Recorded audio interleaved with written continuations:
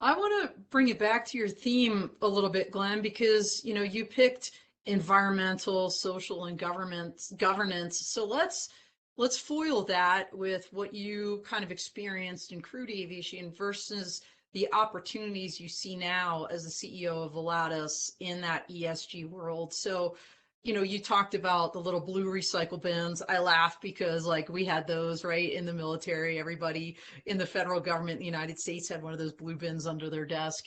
And oh, make sure you turn the lights out before you leave. In the crewed aviation world, like what did you see, kind of as you progressed in your career along those lines, if anything, in the ESG world compared to kind of what you're seeing now in the drone world?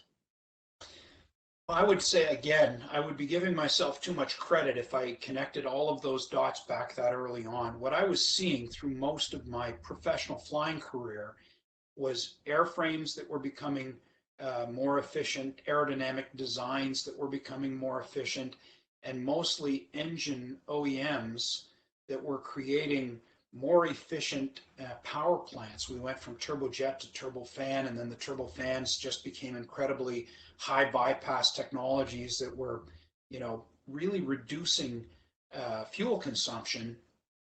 And but I think back in those days that was more about operating cost and range than it was a conscious awareness of the harm that human beings are doing to the planet.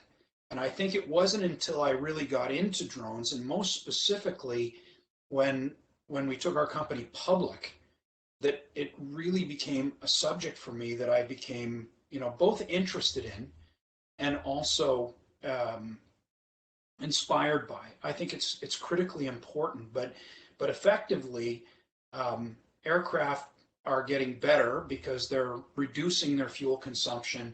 Air traffic control is coming up with more ways of reducing fuel burns by having more direct flight routings. Ground control, well, it doesn't seem like it these days when we're sitting waiting for our gates. The airports are trying to become more efficient at managing aircraft so that engines are running for a shorter period of time.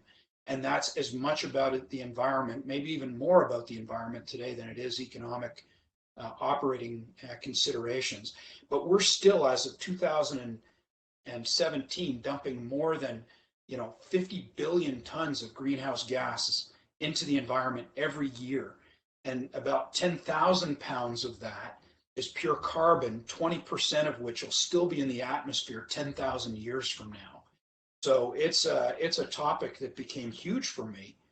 And segueing that into drones, drones are predominantly today green tech.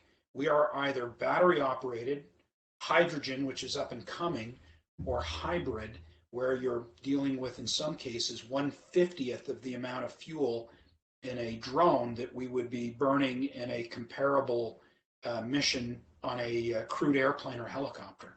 And Volatus operates both, by the way. We're running crewed helicopters and fixed wing as well as drones. Drones still the majority, and we see that opportunity to transition these cleaner drone technologies and replace or supplement initially and eventually replace the helicopters and fixed wing with drones or eVTOLs, for example. That's a major issue for me, or a major interest for Volatus right now, is identifying an OEM that has an eVTOL technology that we can actually step up to the plate and buy to eventually be able to replace our helicopters in areas where drones won't have the regulatory authority to operate.